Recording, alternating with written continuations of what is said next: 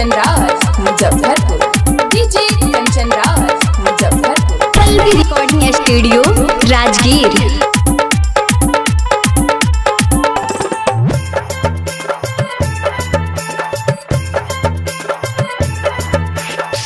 भोरे भोरे फोन करके जगावा कौरे भाई बापाला नाम के बेटी।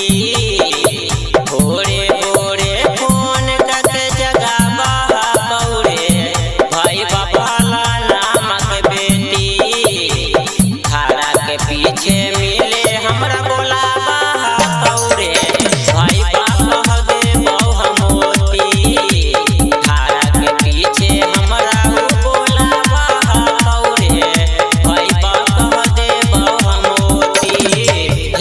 वीडियो कॉलिंग करके हमरा देखावा कौरे तू अपन उठावा के लाली।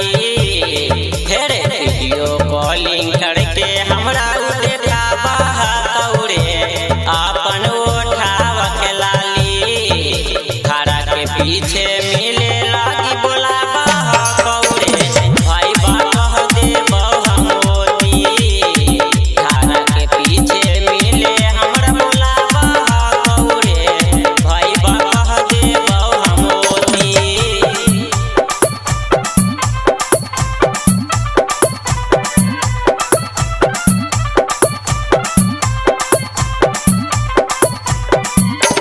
DJ Kanchan Raj Muzaffarpur. DJ Kanchan Raj Muzaffarpur. Pallavi recording studio Rajgir.